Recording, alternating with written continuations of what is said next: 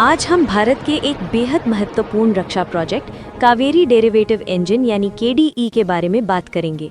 ये इंजन न केवल हमारी सैन्य शक्ति बल्कि एरोस्पेस इंजीनियरिंग में हमारी आत्मनिर्भरता का प्रतीक है। भारत ने 1980 के दशक में अपने हल्के लड़ाकू विमान तेजस के लिए कावेरी इंजन बनाने की शुरुआत की थी। कई दशकों के प्रयासों के बावजूद मूल कावेरी इंजन आवश्यक थ्रस्ट और वजन की कसौटी पर पूरी तरह खरा नहीं उतर पाया और उसे तेजस कार्यक्रम से हटाना पड़ा। लेकिन ये अंत नहीं बल्कि एक नया मोड़ था। हमारे वैज्ञानिकों ने कावेरी इंजन के मूल डिज़ाइन को लिया और उसे एक नए रोल के लिए बदल दिया।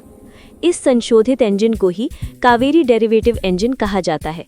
सबसे बड़ा बदलाव ये है कि केडीई एक ड्राई इंजन है। इसका मतलब है कि इसमें आफ्टरबर्नर नहीं होता है। क्यों? क्योंकि ये इंजन अब तेजस के लिए नहीं बल्कि भारत के गोपनीय स्टेल्थ यूसीएवी यानी स्टेल्थ ड्रोन प्रोजेक्ट घाटक को शक्ति देने के लिए बनाया गया है।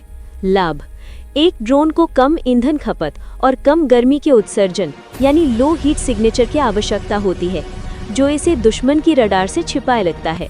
आफ्टरबर्नर हटाने से केडीई में ये दोनों खूबियां आ गई हैं। ये लगभग 50 किलो न्यूटन का ड्राई थ्रस्ट पैदा करता है, जो इस श्रेणी के ड्रोन के लिए पर्याप्त है। केडीई भारत के लिए रणनीतिक रूप से बहुत महत्वपूर्ण है। पहला, ये इंजन हमें जेट इंजन टेक्नोलॉजी के क्षेत्र में विदेशी निर्भरता से मुक्ति दिलाता है। दूसरा, डीआरडीओ और निजी भारतीय कंपनियों जैसे गोदरेज एरोस्पेस के सहयोग से इसका स्वदेशीकरण 90% से अधिक हो रहा है।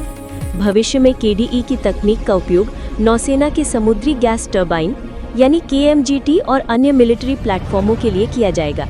साथ ही इसके आफ्टरबर्नर से लैस वेरिएंट को तेजस MK1A में भी इस्तेमाल करने की योजना है।